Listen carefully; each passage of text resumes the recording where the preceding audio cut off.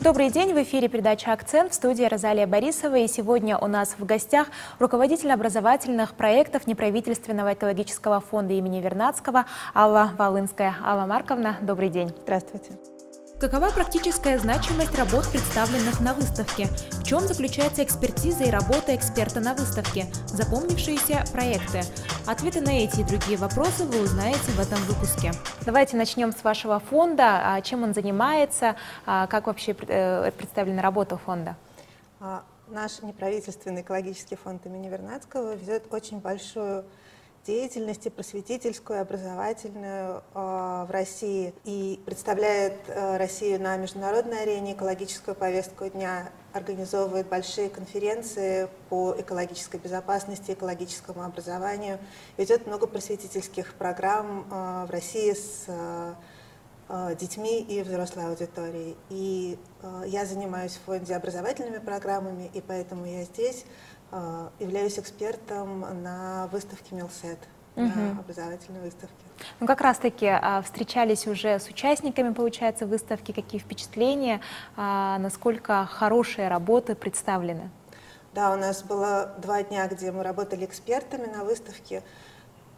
Очень интересные работы. На самом деле, ребята большие молодцы, они делают большую интересную работу. Я посмотрела, работы на выставке были разделены на несколько разделов: искусство, технологии, науки. Я посмотрела в основном исследовательские проекты, посвященные науке. Очень разноплановые работы. Есть и экологические по моему профилю, химия, физика. Отличные, мне очень понравились работы. Есть какая-то практическая значимость? Есть уже проекты, которые, может быть, можно уже начать применять? Да, есть ребята, которые совсем маленькие, не знаю, 12-летние, которые делают такой обогревательный элемент из материалов, которые добываются из шахты, которая добывается здесь же, в Якутии. И ее можно использовать уже, практически можно отдавать разработчикам и использовать. Есть девушка, которая синтезировала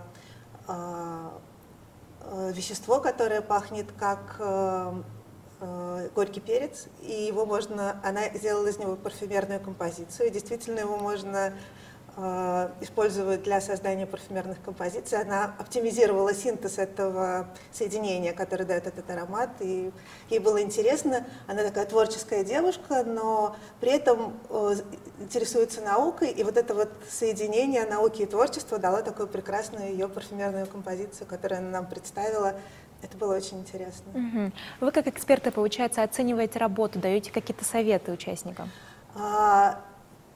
И да, и нет. Мы действительно даем советы, но не оцениваем. Эта выставка имеет особенность выставки МилСэт, образовательных проектов. Идеология этой выставки заключается в том, что ребята не участвуют в конкурсе. Сюда приехали уже победители различных конкурсов научных работ. И здесь наша цель — дать им обратную связь и поддержать их в их работе дальнейшей, в их творческой деятельности, в их работе над их проектами. И поэтому эксперты здесь называются даже не столько экспертами, сколько научными гостями.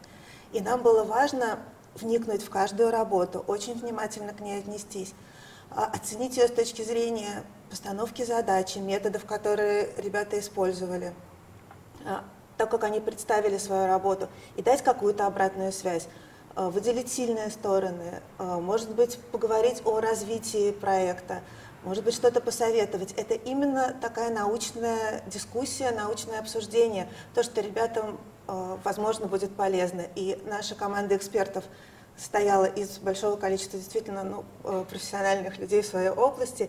И когда мы потом обсуждали проекты, было очень интересно посмотреть, что кто увидел в работах и добавил. Я надеюсь, что ребятам это будет полезно. А есть работы, которые хотелось бы отметить?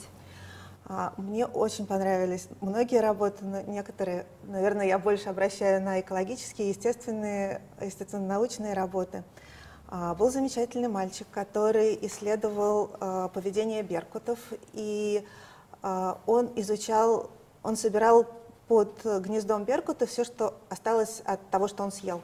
И разбирал там все на косточки, разбирал очень внимательно. У него такая вот огромная коробка остатков. Косточки какие-то, перышки, еще что-то. Зачем это нужно было сделать? Он посмотрел пищевую цепочку, он посмотрел, что этот беркут чем питается. И увидел и доказал, что этот беркут питается грызунами, которые там вокруг бегают. И эта работа не просто исследовательская, она очень важная в практическом смысле, потому что сейчас беркутов истребляют, и он может показать жителям, которые живут в этой местности, что если с этим беркутом что-то случится, то грызуны, которые здесь сейчас живут и за которыми беркут охотится все время, они будут размножаться, да, и съедят все, что растет на полях близлежащих. И этот молодой человек сказал: ну вы видите, в природе же все взаимосвязано. И это просто потрясающе. Этот мальчик там в 7 классе, который говорит: в природе все взаимосвязано. Меня это очень погрело, это было замечательно. Был молодой человек, который изучал сусликов в районе Верхоянска. Он это делает уже много лет, ему помогает мама. Сейчас у него маленькая сестренка, которая тоже подключается к этой исследовательской работе. А это действительно исследовательская работа, потому что он меряет, замеряет, когда суслики выходят из спячки, когда их маршруты и так далее, и так далее. И из-за того, что он делал очень внимательную, кропотливую работу, записывал все параметры, они выяснили до сих пор неизвестный факт, например, что в суслике всегда первый суслик выходит из спячки при определенной температуре, а вся компания сусликов выходит ровно через 9 дней. Когда бы какая температура не пришлась бы на этот 9-й день, всегда выходит на 9-й день. И такой биоритм не был известен вообще. И эта работа имеет еще такое масштабное, на самом деле, у нее есть масштабная цель, потому что по соседству с местностью, где этот мальчик исследует сусликов, есть село, где люди не болеют никогда туберкулезом и раком. А туберкулез в этой местности, в общем, довольно распространенная, вокруг, да, распространенная болезнь. И в этой местности люди едят сусликов. Вот там, где не болеют. И вопрос, да, возможно, это связанные вещи. И они планируют исследовать это дальше. То есть это на самом деле большая взрослая цель. И меня это прям, я говорю, у меня мурашки, меня это очень вдохновляет. Мне очень понравились эти ребята, которые живут далеко от научных центров, и при этом они находят возможность вести настоящую научную работу. Это очень, очень сильно. И я надеюсь, я уверена, что эта выставка и то, что делает сейчас в Якутии для поддержания этого научного интереса, научно-исследовательского интереса к работам детей, это даст свои результаты, и эти ребята вырастут большими учеными, принесут большую пользу своей земле. А могут участники международных игр как-то сотрудничать с вашим фондом в будущем? Конечно.